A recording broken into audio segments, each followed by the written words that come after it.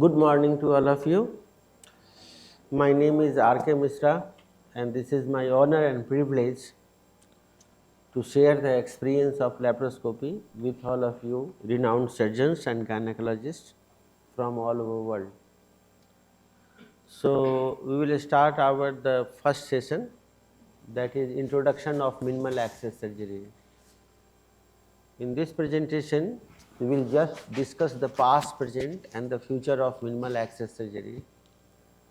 How minimal access surgery was introduced, what is the present status, and how it is going to affect our surgical repertoire in the future. So, this is an overview presentation, and in this is about the past, present, and the future of minimal access surgery. Minimal access surgery, it is called as surgical rose with the different name. It is the same procedure which is called by different people in different part of the world by different name, like keyhole surgery, buttonhole surgery, laparoscopic, minimally invasive surgery, minimal access surgery. These all are the same name which is called by different part of the world by different people. These terms like keyhole surgery, buttonhole surgery and band-aid surgery, these are layman terms. It doesn't have any scientific basis. Keyhole means performing the procedure by the small keyhole. Buttonhole is also not scientific. Minimally invasive is also not correct, because the term minimally invasive means performing the procedure in which you have the less invasion on the body, and it should be much safer. But actually it is not accurate. If you see complication rate of laparoscopy, it is comparatively more than the open surgery. If you will see the ureteric injury in the laparoscopic hysterectomy, it is on an average 4.3%, including beginners and expert. Whereas in NDVH, non-descended vaginal hysterectomy, it is less than 1%. If you will see the CBD injury in open cholecystectomy is 0.1%, whereas in laparoscopy it is 0.5%. Inside the abdomen we are fully invasive, like most of the invasive procedure, total hysterectomy, radical hysterectomy, total colectomy, gastrectomy, Whipple's procedure, all you can perform by laparoscopy. So, inside the abdomen we are fully invasive.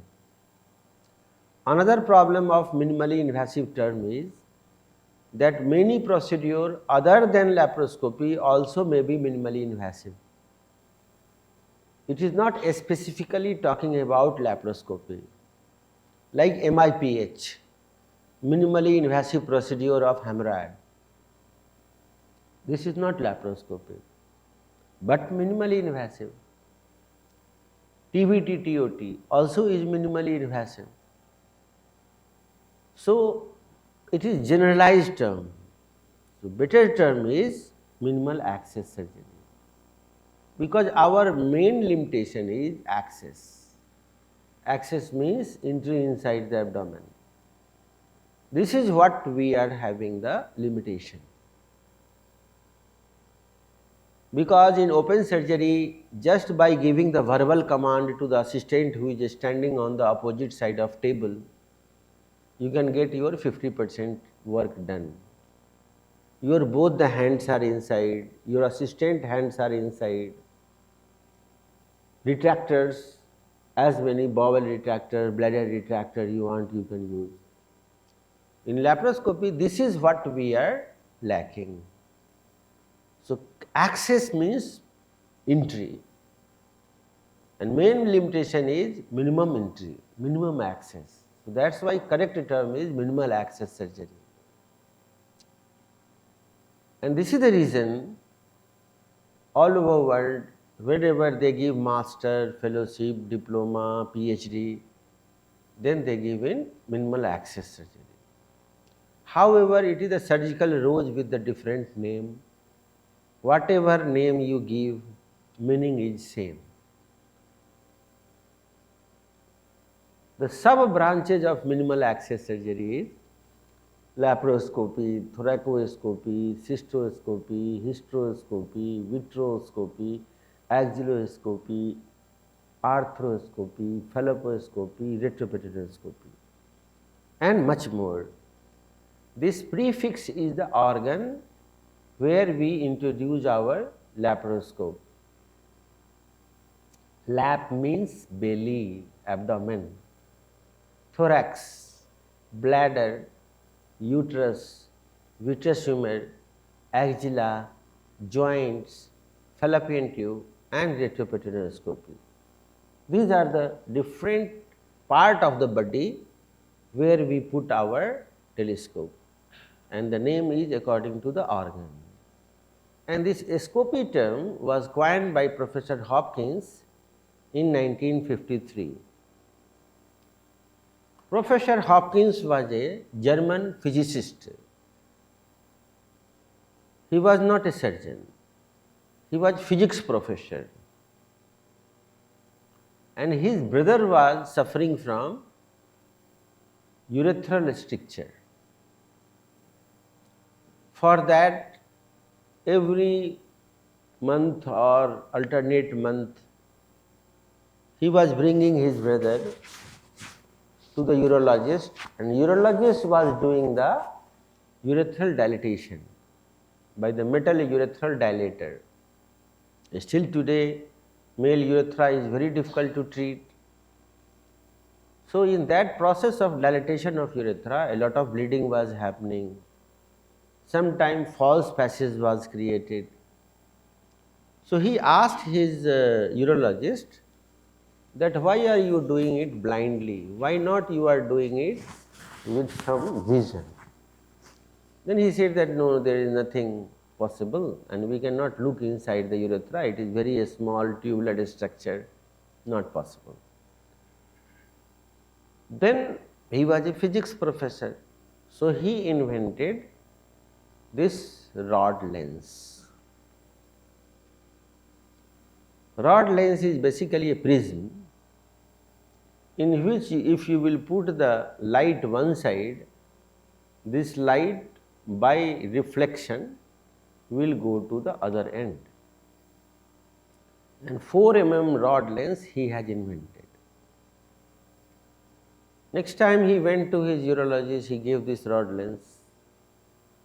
And he could introduce into the urethra and the stricture was visible. So he became very excited. He said that it's a great invention, you did a very good job. Why not you are selling it to the other people? After that he tried to contact all the means open surgical instrument company. At that time laparoscopy was not there. That someone should make it commercially available for the other people. And he contacted many instrument company in Germany. Nobody was interested. Everybody said that it is a foolish idea, it's not going to work. One day he was traveling, there was some problem in his car and he went to an automobile garage to get his car repaired. And the technician of that garage, he was outside smoking, he was a smoker. So this garage technician came and just to check something, he opened the dashboard of the front seat and this telescope dropped down, broken. He came back, he became very angry that you have broken my telescope. I made it such a big effort, so much time it was taken to me to. He said, don't worry sir, I will fix it. come tomorrow, I will fix it, I will give you the new one. How can you make a new one? You are layman, I am professor. This is not child's toy, you cannot make it.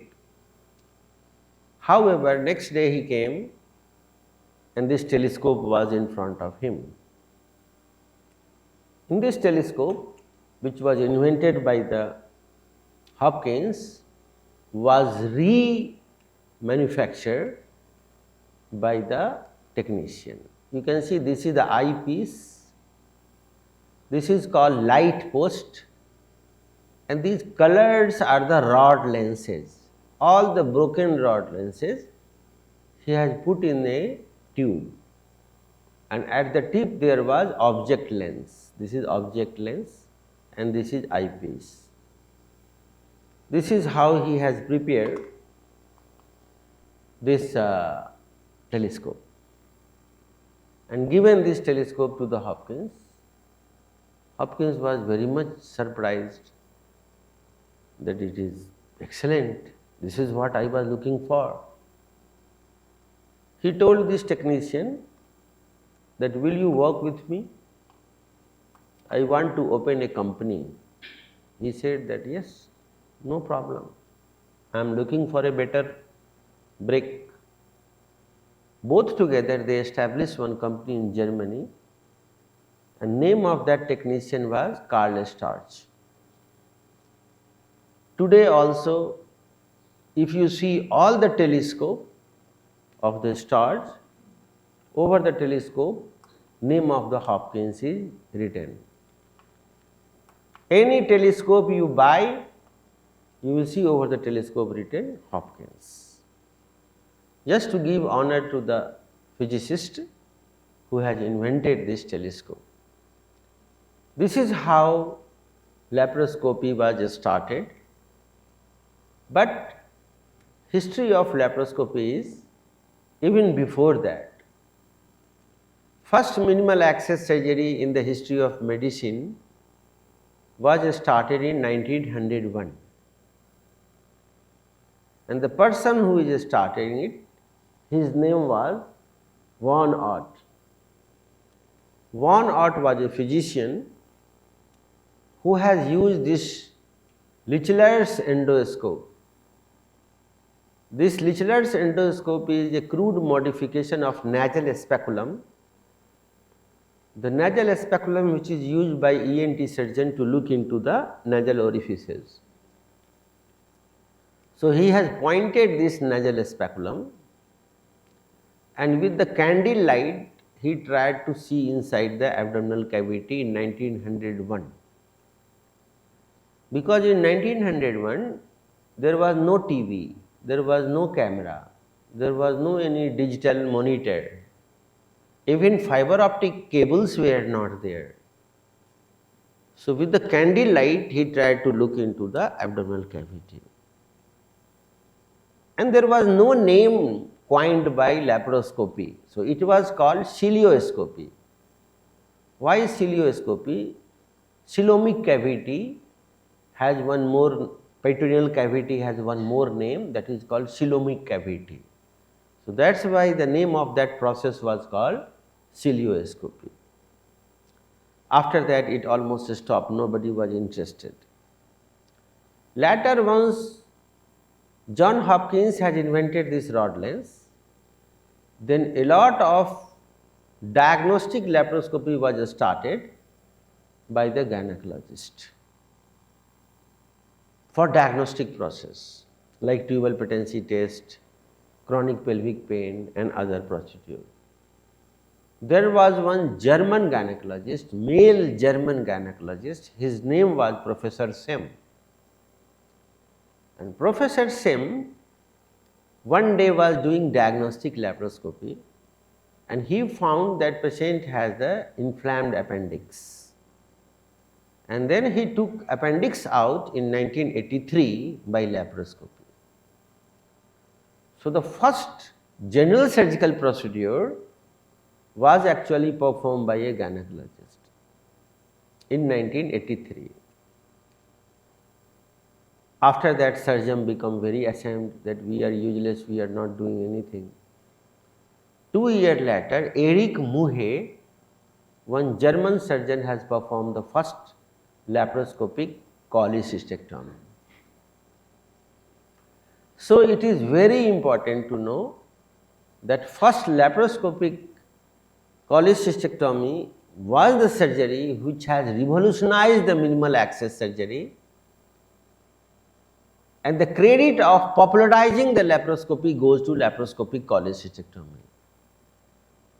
This is the laparoscopic cholecystectomy which has made the laparoscopy popular.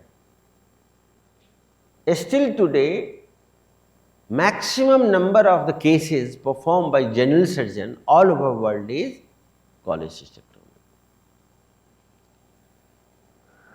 After that, again revolution started, and the first hernia was performed by Gere in 1987, and then first hysterectomy was performed by Harry Rich in 1989. So there is one very common question asked nowadays all over the world, that what is the golden era of laparoscopy? Golden era of laparoscopy is 83 to 89. 83, 85, 87 and 89. 2 year gap. 83 appendectomy, 85 cholecystectomy, 87 hernia and 89 hysterectomy.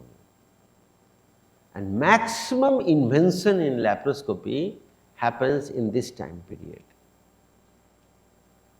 Insufflator was also invented by Professor Sem. He has invented the first insufflator, and he has modified the BP instrument which we are using, a sphygmomanometer, and there was one pump, and he was using the room air to insufflate the abdominal cavity. This way many of the procedures started. In 89 there was one other revolution where in 1991 Dan Stanvisi has performed the first robotic surgery. After that, first colorectal was performed by Gies in 1994.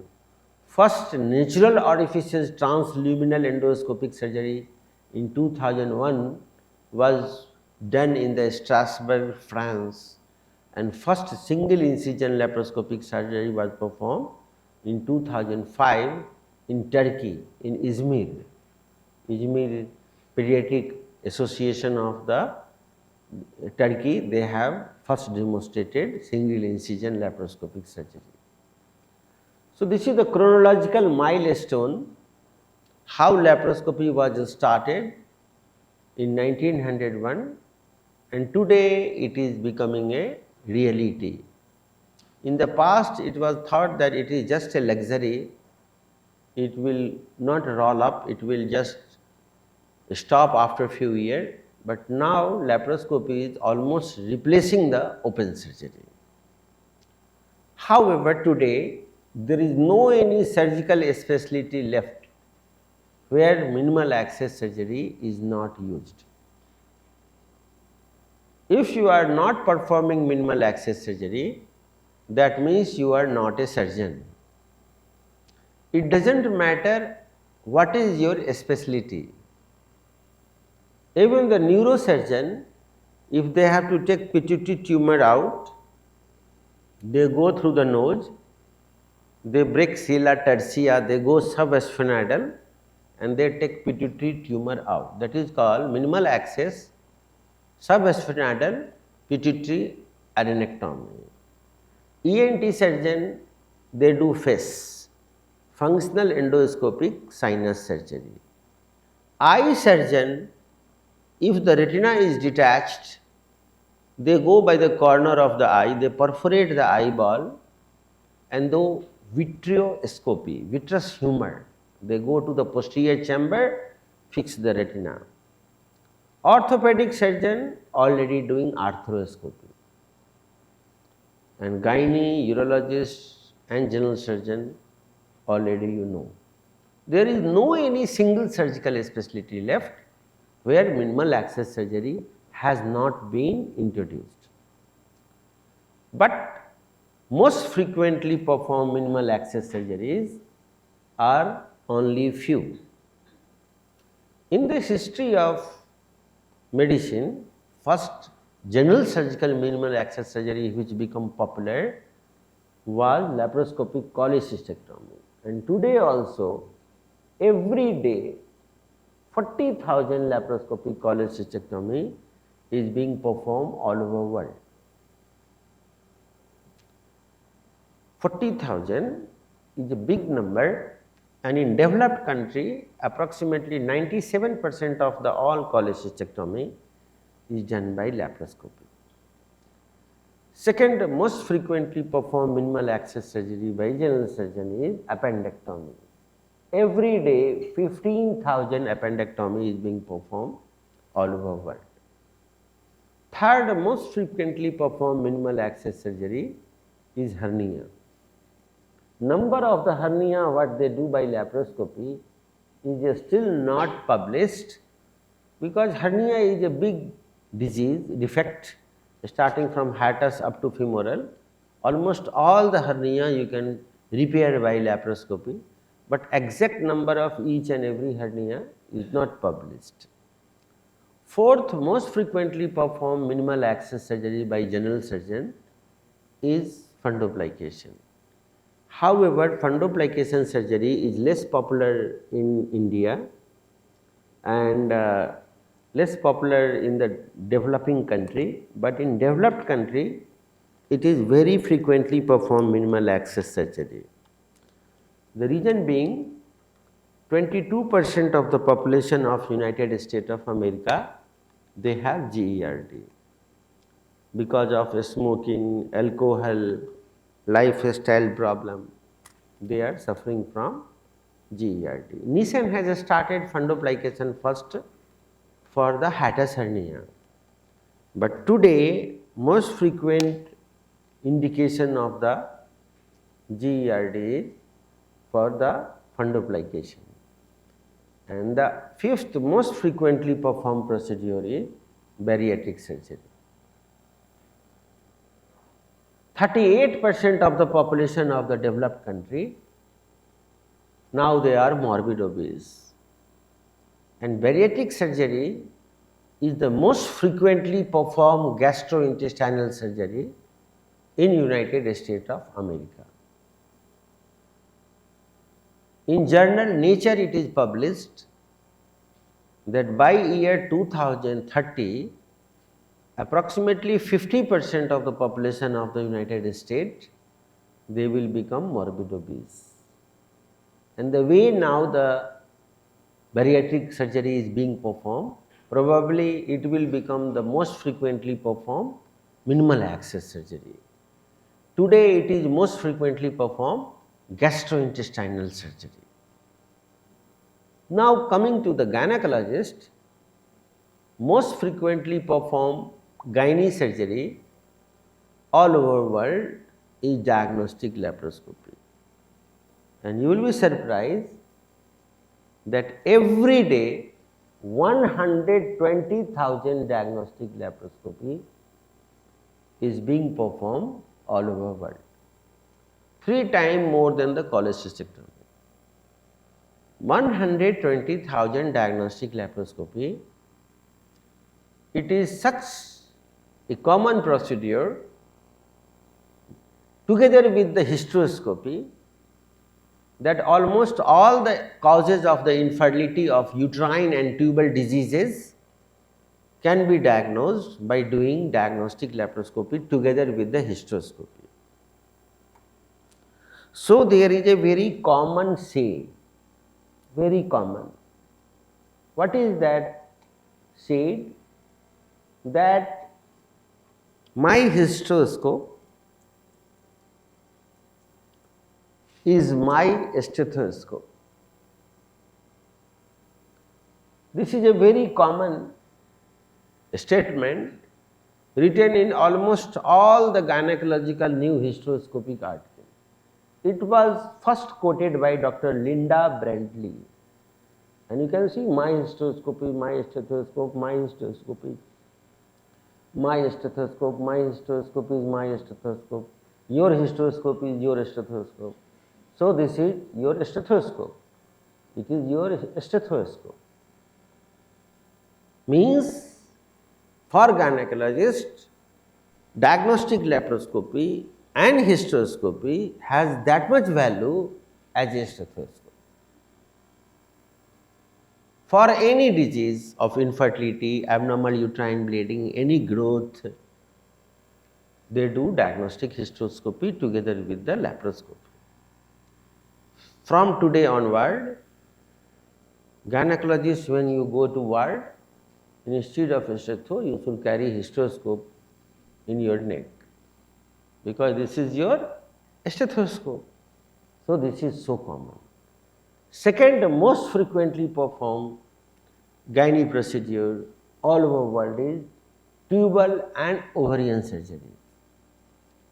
Almost all tubal diseases, starting from sterilization, recanalization, ectopics, hydrosalpinx, tubal cyst, laparoscopy is gold standard.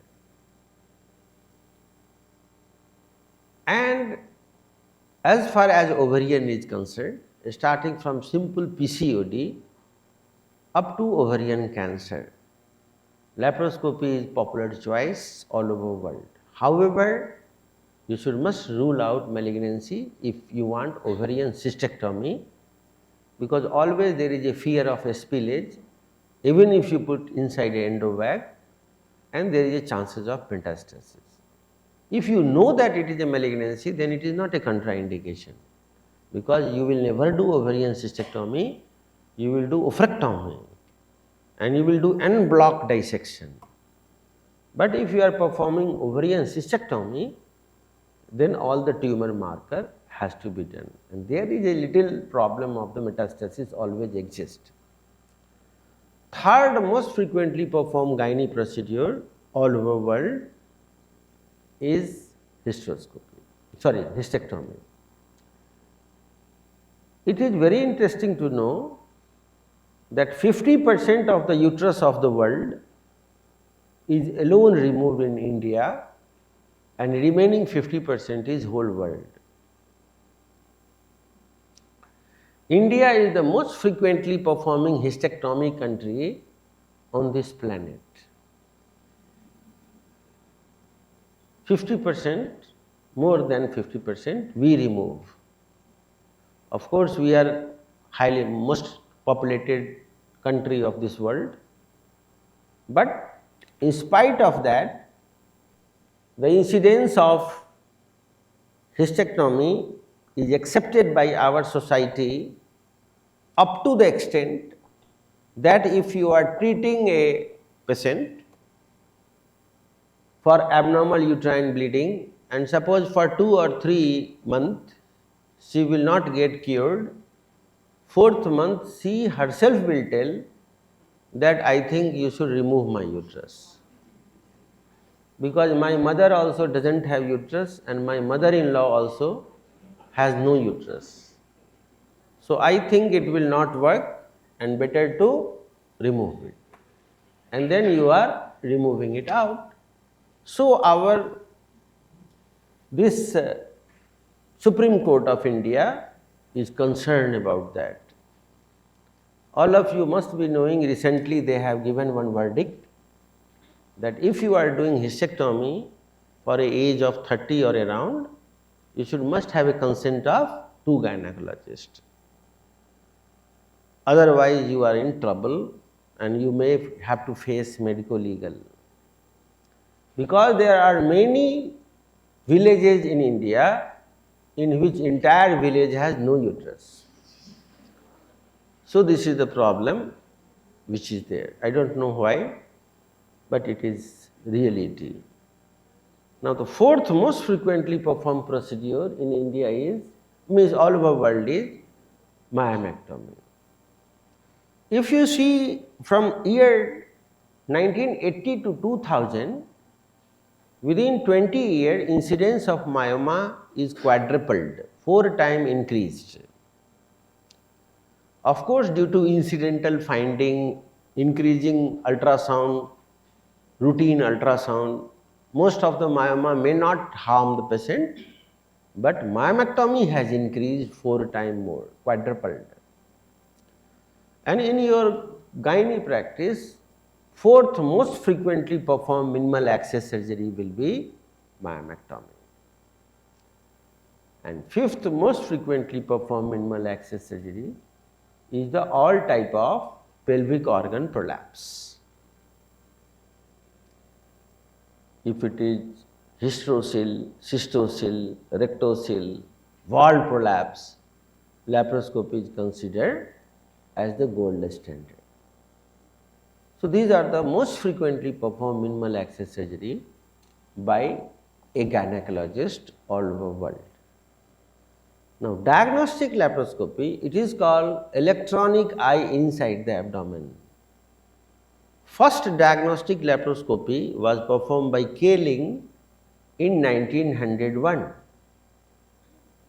Kaling was one physician. Actually, in 1901, surgeons, gynecologists, physicians, these specializations were not there. All were doctors. Means doctor will do every treatment. Gradually, this specialization started. So, in 1901, Kaling, his own dog, someone has injured that dog, and he is doing diagnostic laparoscopy for his own dog. He was using this torch, and with the naked eye he is trying to look inside the abdominal cavity of a dog, and he could diagnose hemoperitoneum, blood inside the peritoneal cavity due to trauma. And do you know, for abdominal trauma, today also diagnostic laparoscopy is one of the best investigation, which developed country they even perform inside the ICU, intensive care unit. Before, suppose a road traffic accident is there, today due to the seat belt, head-on collision is decreased, but abdominal organ injury has increased. So immediately they do the diagnostic laparoscopy. As soon as they will lift the patient and they will bring the patient, they will do diagnostic laparoscopy. Now, the second most frequently performed gold standard by general surgeon is cholecystectomy, because diagnostic laparoscopy 120,000, after that second is 40,000, that is cholecystectomy. It is the only surgery written in every book of general surgery as the gold standard. In Europe and America, 97% of all the cholecystectomy is now done by laparoscopy. So they have a big problem. The problem is that their resident, they don't have any idea how to do open cholecystectomy. American College of Surgeons has made it mandatory that during your residency, at least 10 open cholecystectomy you have to do. And now this 10 number for them is difficult to achieve,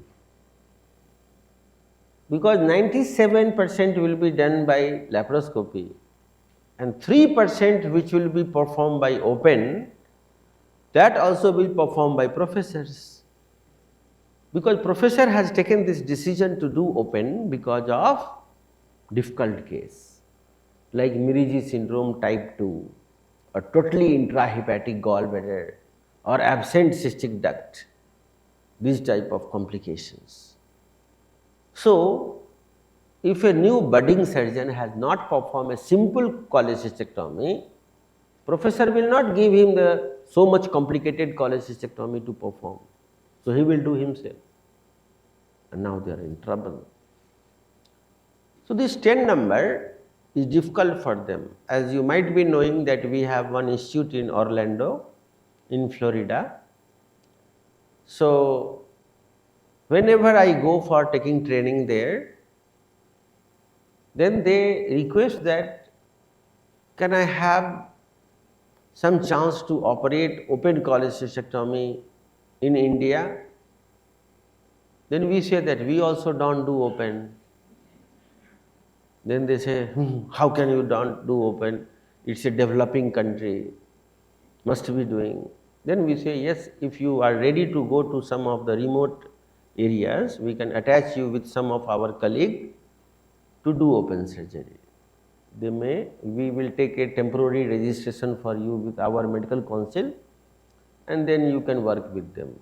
No, I can go anywhere in any village, just tell me where to go. And they are coming and we are sending them. To the small block level they go. This is their problem. And they have started for this a new program that is called overseas training program. Overseas training program, and they send them outside. So this is the situation of cholecystectomy. All of you, once your son and daughter will become surgeon or gynecologist, you don't have to send them to learn laparoscopy. Because laparoscopy they will learn from their medical school. You have to send them to learn open surgery. And I am seriously planning that after few years, I will stop teaching laparoscopy, I will start teaching open surgery. And after that, I have many Americans coming from all over to learn open surgery. And this is the truth. Open is more difficult to learn because it cannot be simulated. Laparoscopy, you can do simulation. Open, you need real patient to perform surgery. Laparoscopic appendectomy doesn't have same situation. It is not considered as a gold standard for everyone, but female of the reproductive age group, it is considered gold standard. Female of childbearing age group. Because 40% of the time, general surgeons, they remove innocent appendix in a young woman. 40%. The reason being, there are many pathology in female pelvis which will give you similar sign symptom as appendicitis. Yes, similar sign symptom 40% of the time, and this is a big problem. So everybody is agree that for young women the best way is doing laparoscopy, because this way you can diagnose any of the other diseases like salpingitis, endometriosis, even simple PID, pelvic inflammatory disease, also give you similar sign symptom as appendicitis. So laparoscopy has added advantage of improved diagnosis. Your long cylindrical instrument can fly over and directly you can reach to recesses of the body. Recesses of the body means posterior cul-de-sac, anterior cul-de-sac, all around. Maximum number of endometriosis around the uterosacral ligament. By open a small McBurney incision, you cannot diagnose. But thanks to laparoscopy, your long tubular laparoscope can fly over and directly you can reach to the recesses of the body. So that's why laparoscopy is gold standard for young female. Almost all the tubal diseases, starting from sterilization, ectopic, tubal cyst recanalization, laparoscopy is gold standard. Now coming for myomectomy, laparoscopy, this is the fourth most frequently performed procedure. Previously, laparoscopy before year 2000 was not considered as a method of choice because inability to suture and if you will not adequately suture the muscles, there is always a fear of rupture of uterus in subsequent pregnancy. But today, due to good suturing skill, it is method of choice. Almost all the myoma, if it is subserous, intramural and even more than 4 centimeter submucous myoma, laparoscopy is considered as the gold standard instead of hysteroscopy. Because in hysteroscopy, myomectomy, especially if it is more than 4 centimeter with more than 50% intramural extension, it is never complete. But thanks to laparoscopy, you can do it. So, laparoscopy instead of hysteroscopy. If you will type it,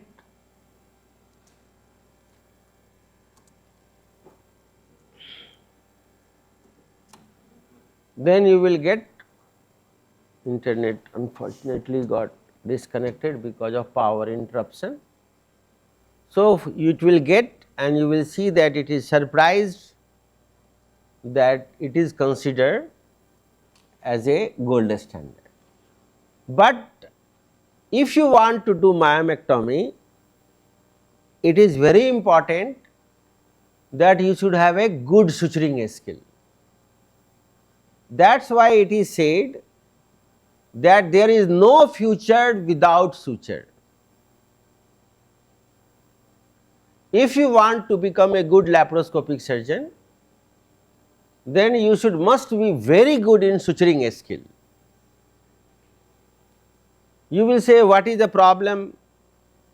I always do suturing, I know suturing. In open surgery for last 30 years I am doing suturing. Unfortunately, that way it will not work. In open surgery, you have to learn only one type of knot, that is surgeon's knot.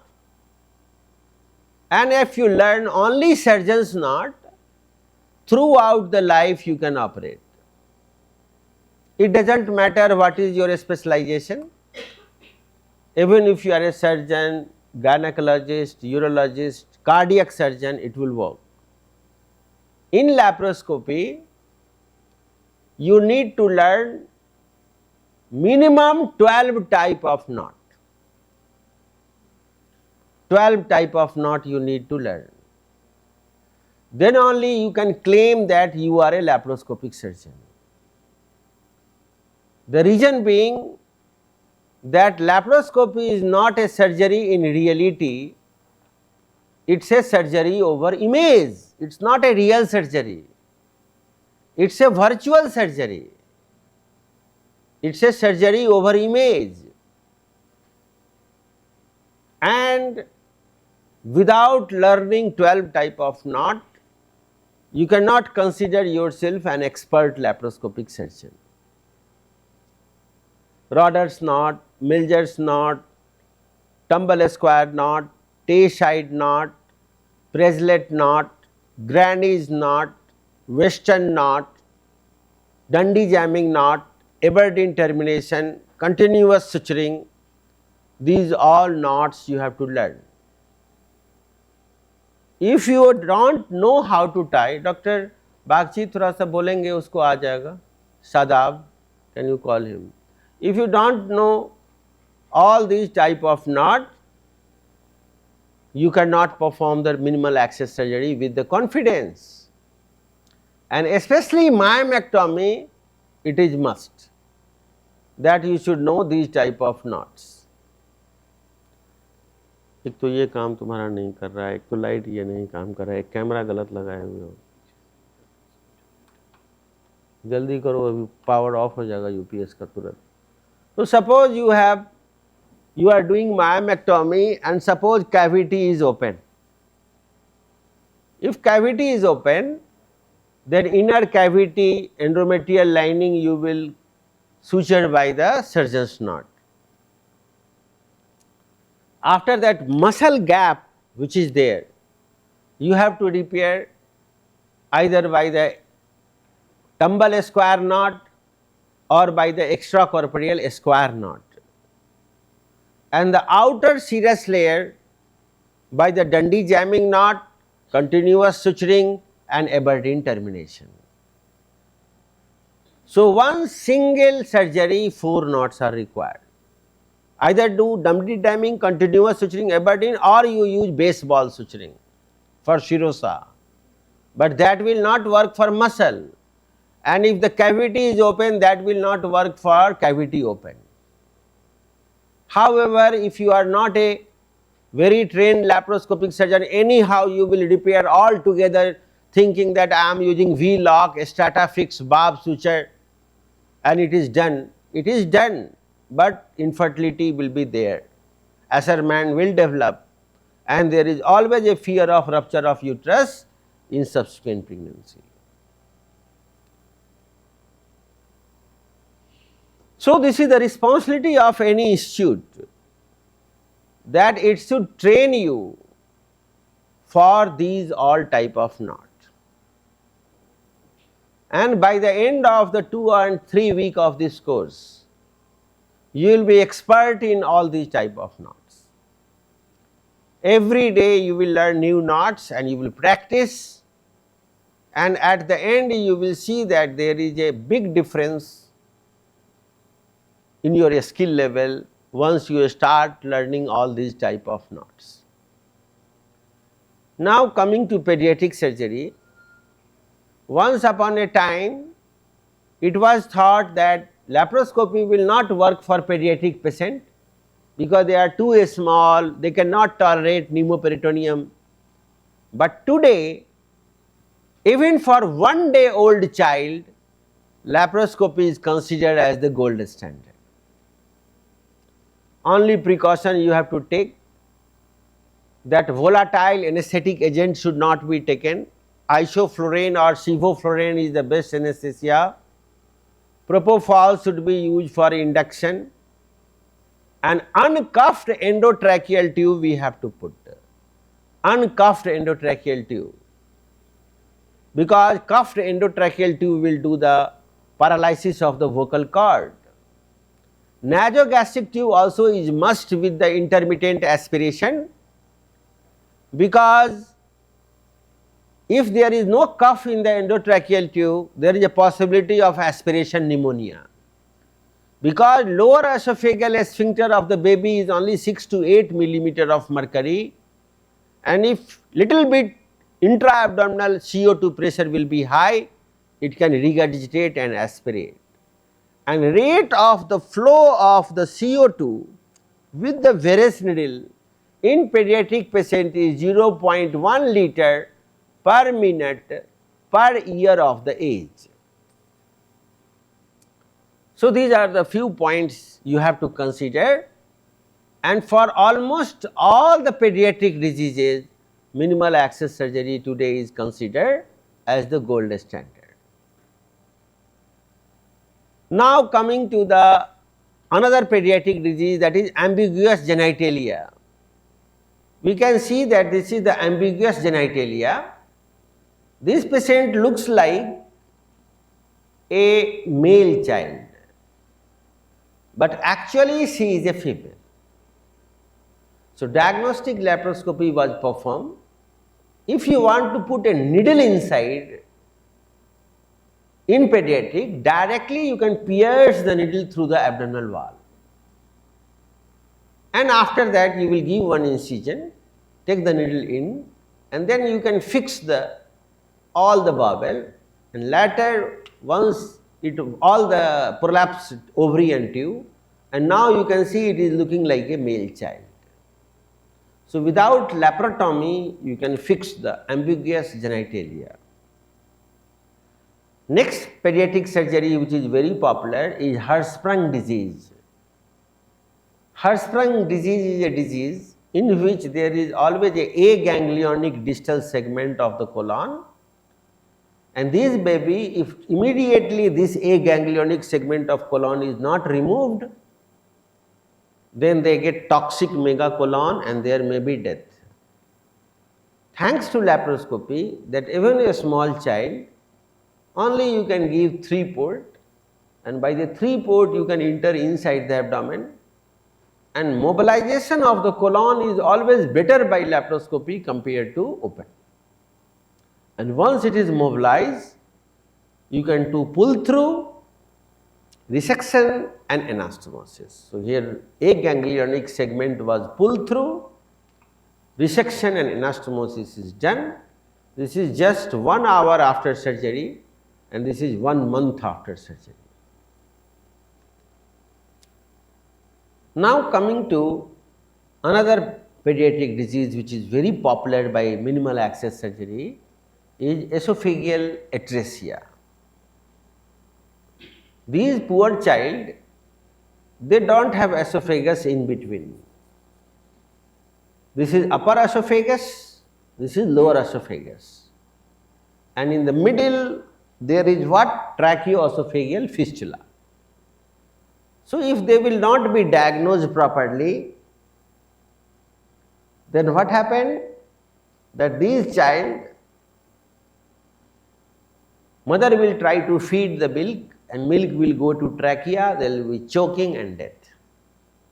If it is diagnosed by any good physician that there is esophageal atresia, then also immediately surgery is not possible. You have to keep the patient on parenteral nutrition for couple of weeks so that weight of the child will little bit increase, and then you can do hemithoracotomy, you have to cut and then do resection and anastomosis. But thanks to laparoscopy, even 2-day-old child, you can see in this picture that even the umbilical cord tape is not dried up. Umbilical tape is also present, and thoracoscopy was done, and esophageal atresia was fixed, and 2 days later baby is in the lap of mother and mother is smiling. But who will do this surgery? Only a pediatric surgeon who has a good suturing skill, because there is no circular stapler available for pediatric age group neonatal to do this end-to-end anastomosis. Hand 7 anastomosis is required. Now coming to bariatric surgery, almost all the bariatric surgery of this world is performed by minimal access surgery. Nobody anywhere in the world is performing bariatric by open. It is not possible. Nobody is performing bariatric by open, means minimal access surgery.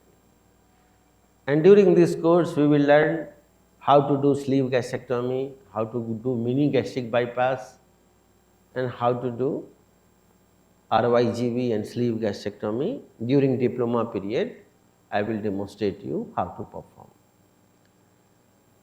After that, thoracoscopy.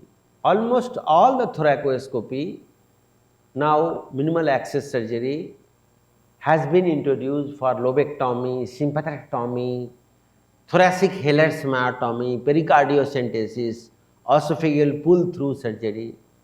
Here there is a tumor in the lung, and this is the endo-GI linear stapler which is firing and removing this tumor. And just through the intercostal space, you can take it out without cutting the sternum and without fracturing the rib. This tumor is out. Now coming to urological procedure, in India, approximately 75% of all the donor nephrectomy in metro cities is done by minimal access. The girl is ready to give the kidney to his father or brother, but she wants minimal access surgery, don't want any scar. Relative pedicle size in minimal access surgery is relatively bigger than the open surgery, and that's why it is becoming gold standard. However, recipient anastomosis transplant is less performed in India by minimal access surgery. But in developed country, even the recipient anastomosis, they do prefer by robotic. Because robotic suturing is faster, and it will be because you have only half an hour time to do the anastomosis. Then comes axilloscopy.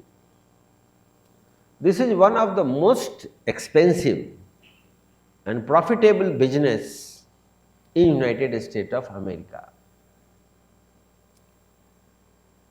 Because the girls, they want zero figure but big breast. For that, they go for augmentation.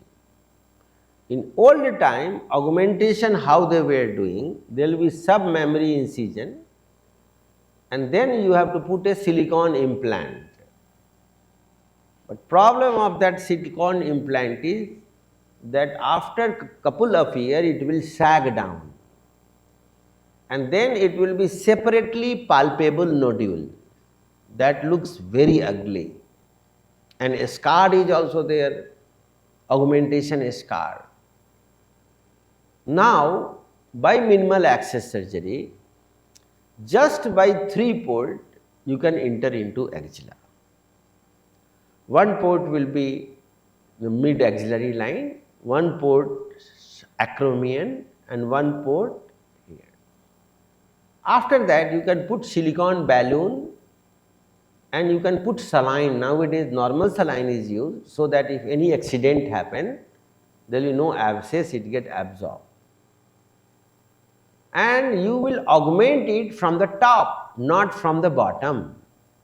So there will be no scar.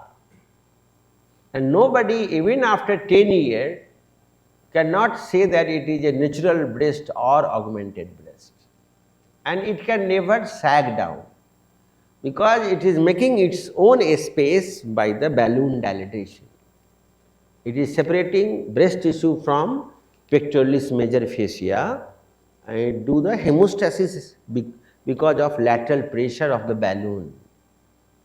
And you know, one breast augmentation fees in America is $20,000, $20,000 USD. So this is coming in the general surgical practice. So plastic cosmetic surgeons are also doing, and general surgeons are also doing this surgery, because breast is a part of general surgery. Not only augmentation, through the axilla, you can perform many disease surgery, like thyroidectomy. A young female, if you have to do thyroidectomy, she will not like to prefer neck dissection, because it will be visible.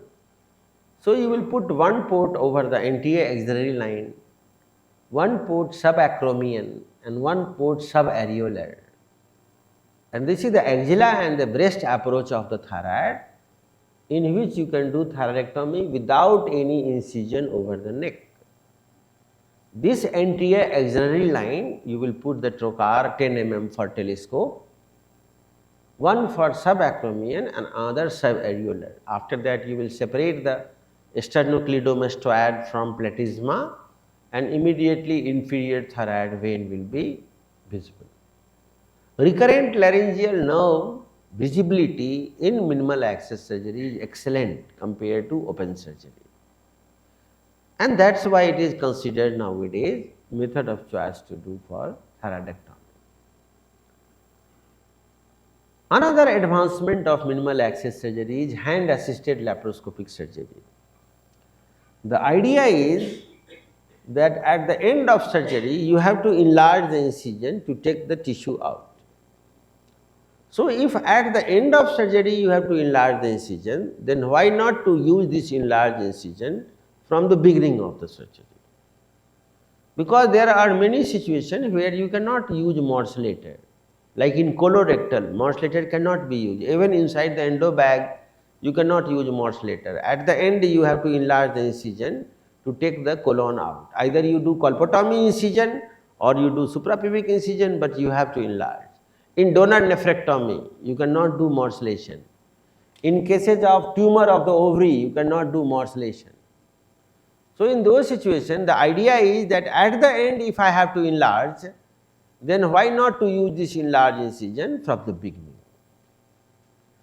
And you have to give an incision 1 centimeter smaller than your glove size. If you are using 6 number gloves, then 5 centimeter incision is only required. If you are using 7 number gloves, then 6 centimeter. If you are using 8 number gloves, then don't use your hand, use hand of your nurse. And then you can put your hand inside. And this will be hand assisted minimal access surgery. It will make it, this is called omniport. Omni means universal, omniport. It has 2 silicone ring, one silicone ring outside, another silicone ring inside. There is a pump, and once you will compress this pump, it will get distended. And once you will put your hand, it will be airtight, and at the end it will act as a wound protector. And when you remove the malignant colon or anything out, there will be no metastasis at the wound margin. Ethicon is selling it by the name of lap disc. This is lap disc. It has 2 discs. One disc go inside the abdomen, other disc is outside the abdomen, and you will apply little jelly around your gloves, and you put your gloves and rotate the outer disc. It will make airtight abdominal cavity, and then you can put other ports. You can create pneumoperitoneum, and you can put telescope also inside, your instrument also inside, and your hand also inside. Because human hand is the best instrument of this world. So suppose you are doing donor nephrectomy and all, it will be easily mobilizing all around dorsal lateral mobilization. You can pick up easily and you can take it out. So this is called hand assisted laparoscopic surgery. After that, another advancement of minimal access surgery is gasless laparoscopic surgery. Abdo lift will be used, and this abdo lift can lift the abdomen. And once the abdomen is lifted, without pneumoperitoneum, you can perform surgery. Because once you put gas inside the abdomen, it has many drawbacks. It is pressing diaphragm, pressing vena cava, venous return decrease, tidal volume decrease, renal perfusion decrease, DVT chances increase, microarterial chances are there, cerebral edema is there, end tidal EtCO2 increases, air embolism chances are there. These all problems will not be there if you are using gasless laparoscopic surgery. So especially in the patient who is high risk of pneumoperitoneum, it is preferable. High risk of pneumoperitoneum means COPD, cardiac disease, you can do minimal access surgery. Another advancement of minimal access surgery is mini or micro laparoscopic surgery. If you are using 3 mm instrument, it will be called mini laparoscopy, and if you are using 1.5 millimeter instrument, it will be called as micro laparoscopic surgery. This is also a preferred method for cosmetic advantage. There are a lot of micro alligators which can introduce percutaneously, you don't need port. Directly it will go percutaneously through the skin, and then you will perform micro laparoscopic surgery.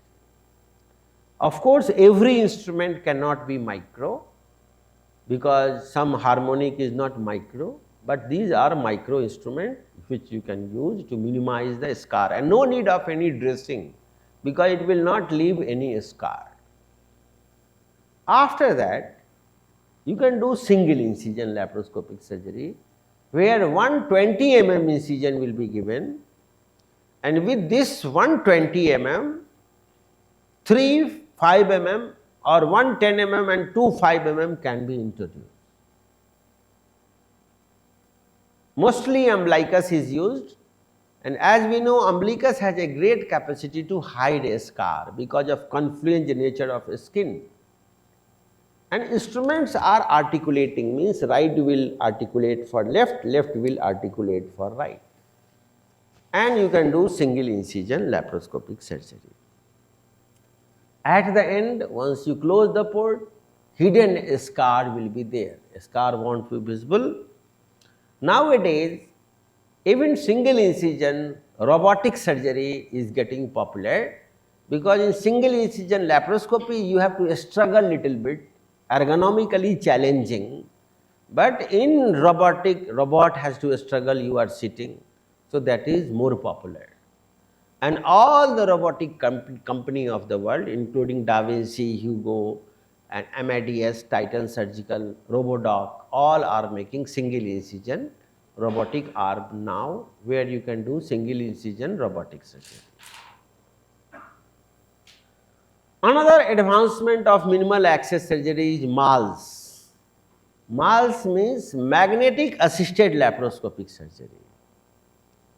Here you have a magnet which you can introduce into the abdomen, and this magnet will attracted by one outside magnet to give traction. Levita is a company which is very famous to make this magnetic instrument, and this outer magnet will pull the inner magnet, and it will give the traction over the gallbladder, traction over the ovarian ligament, traction over the IP ligament, and at the end you will put the instrument again and this magnet will come out. So this is called magnetic assisted laparoscopic surgery. This is also another example. This is the magnet which is attached with the fundus of the gallbladder, and then once the outer magnet will go towards the diaphragm, inner fundus will be also retracted towards the diaphragm, and that way you don't have to make multiple ports. Of course, for seizures or for harmonic, you have to make some ports, but number of ports will be dramatically reduced. And that is called magnetic assisted laparoscopic surgery. After that, natural orifices transluminal endoscopic surgery, that is called NOTES. In the female, a preferred way of performing surgery for beauty conscious female is transvaginal. Many of the celebrities of India, I should not take the name of them, they are going to France to get transvaginal surgery, like cholecystectomy or ovarian cystectomy or even myomectomy. They go for V nodes. There is one robot that is called hominis robot that is very popular all over the world for V nodes. This is the articulation. 15 mm instrument will be introduced from the posterior fornix, and you can do almost all the surgery vaginally by V nodes and getting popularity. In male, transgastric is preferred. If you have to remove gallbladder, go through the mouth, perforate anterior wall of the stomach, enter into abdominal cavity, and gallbladder will come out through the mouth. That is called transgastric. So this is also getting popular, and now nodes robots are also available, which is necessary to do the advanced surgery. Present status in the world is cardiac tumor surgery, cardiac bypass surgery, valve replacement surgery. All you can do by minimal access surgery. We can see here this patient is going for valve replacement surgery. You don't need to fracture the rib, you don't need to cut the sternum. Through the intercostal incision here, you can put one port, long port, to introduce valve, because for valve you need little bigger one. Pericardium can be cut. A stage suture can be given to the pericardium so that heart will be exposed. After that you can enter inside. This is the stage suture, and then you can use whatever valve you want, Dacron valve or biomechanical or any type of porcelain or bovine valve which is your preferred, and you can fix it. Here we can see valve is introduced now inside, and this knot which is used here is called a square knot. That is called extracorporeal square knot. By past pointing, this knot pusher which you are seeing is called Clark knot pusher, and this is doing past pointing. And this knot we also use in gynae and general surgery, which we will learn later. Without this knot, you cannot fix the valve in the heart. So this surgery is very popular, and that is the present status in the world. Another present status is the Da Vinci robotic surgery, in which you don't have to touch the patient, you will be sitting remotely and you will be performing Da Vinci robotic surgery. Your movement of the hand will be translated by the robot inside the abdomen, and this way your skill will be beyond the limit of the human hand. Precision is beyond the limit of the human hand. And you don't have to stand, you are just sitting. These are master controller, and you have a forearm to perform. Another advancement is transatlantic minimal access surgery, that is remote telesurgery. First remote telesurgery was performed from New York to Strasbourg. Dan Stanvis is performing surgeon is sitting in the New York and robot is in Strasbourg. Other surgeons, they are jobless. They are just waiting for something to go wrong. Then only they have opportunity. Otherwise, they will be just a spectator. In India, we have started telesurgery, and the first telesurgery on human we have started with our made in India robot, that is called Mantra robot. Da Vinci also can do robotic, but Da Vinci has one problem. When it was introduced, at that time 5G was not there. So first human robotic telesurgery in India we have done, and for that first we have to do animal trial, and this animal trial only we can do because we have only the permission in the India to do the animal study. And after that we did human after the permission of the Indian trial of the registry. So we can see this is the surgery going on, and this is the first cholecystectomy we did. This is the surgery. Here this is our robot and this is our OT, and it is remotely placed. We did from the Mantra office. This is, we are in the Mantra office. This is Dr. Sudhir Srivastava, which is a CEO means owner of the Mantra robot, and we are the partner of our Mantra robot for the research, and this animal study we did, and then human trial also we did it. So we have, this is in Gurgaon in two places. I am in Udyog Vihar in Mantra office, and surgery is at World Laparoscopy Hospital.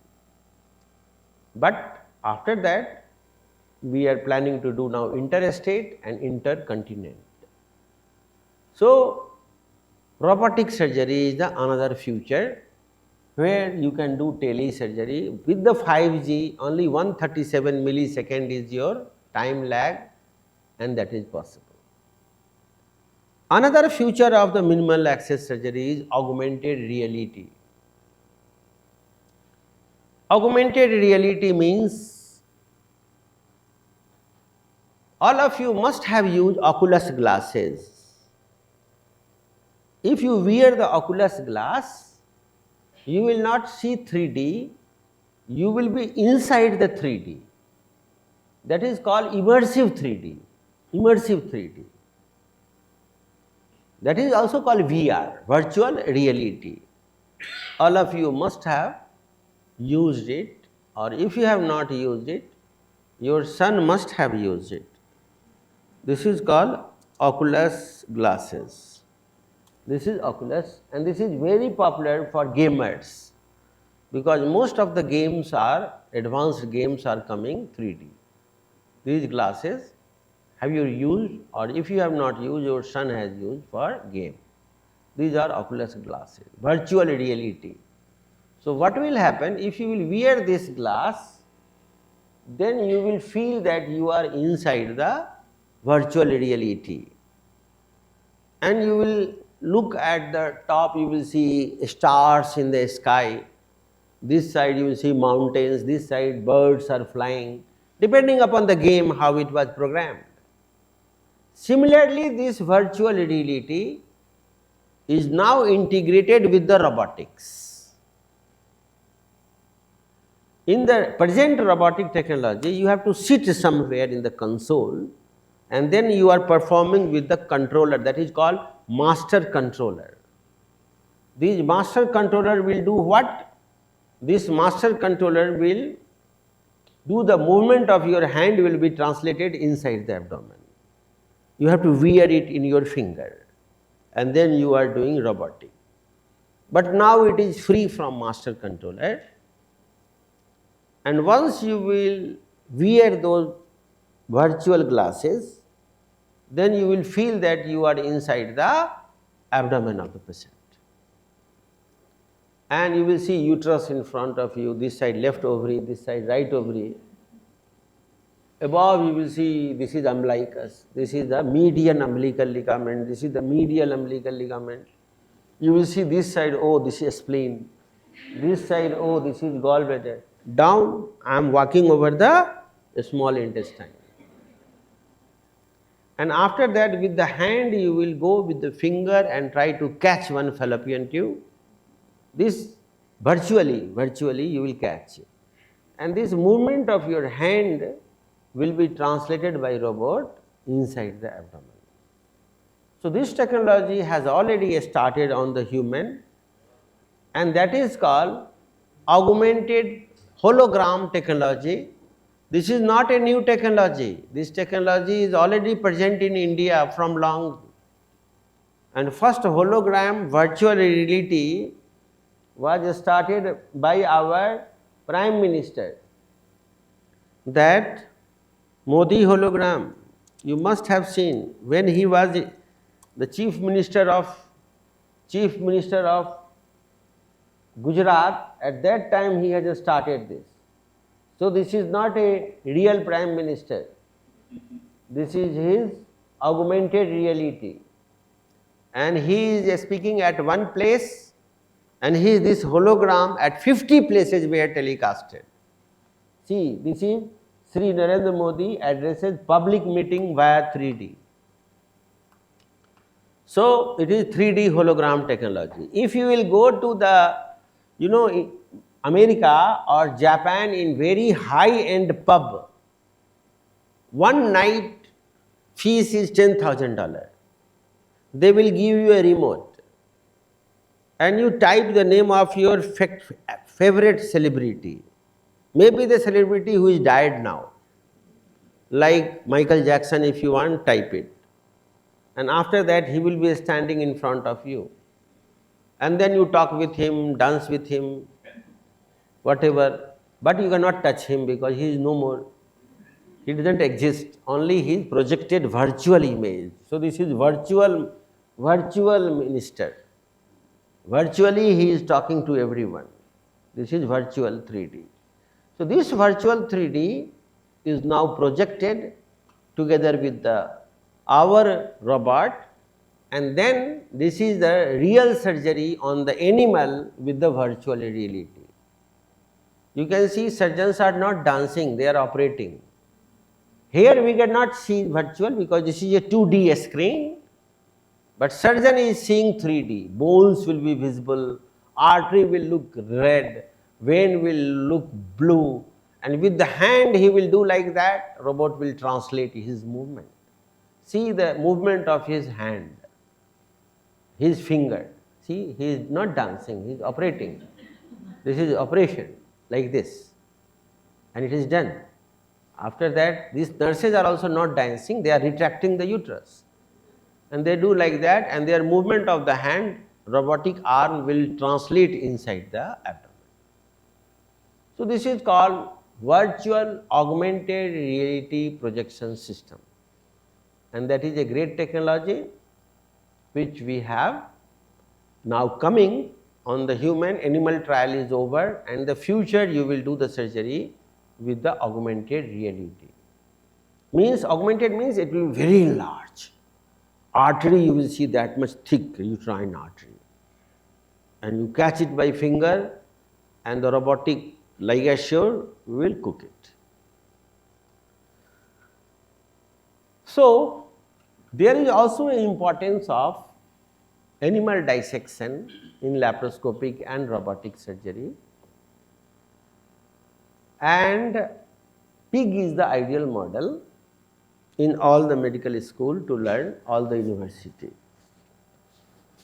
In our Orlando, we are using animal lab of the University of South Florida.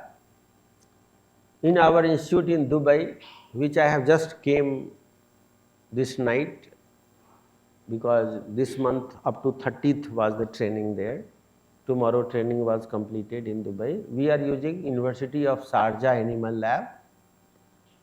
And in India, we have our own animal lab, because we are the only institute who has a license to do animal dissection, because doing animal dissection without permission is a crime, because it needs a very strict guidelines are there, and you have to prove that your work is good for humanity and for research.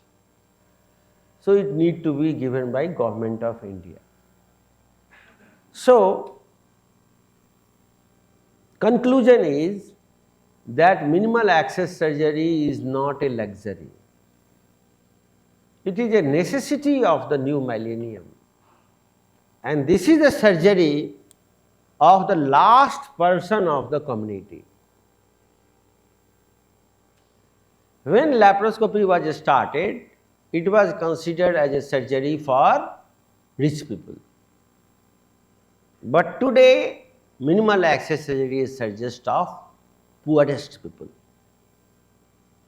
because they need faster recovery. The day they will not work, that day they will be fasting. They immediately need to be returned to the work. They need minimum hospital stay. They need early discharge. They need minimum hernia, because they cannot tolerate big laparotomy. Incisional hernia will develop. They need minimum infection. And that's why it is no more a luxury, it's a necessity of the new millennium. And this is the surgery for the poor. We must offer it for the last person of our community. So thank you very much. This was just an overview of the minimal access surgery, where we have discussed past, present, and the future of minimal access surgery. If you have any question, I will be happy to discuss with you if you have any question regarding this lecture.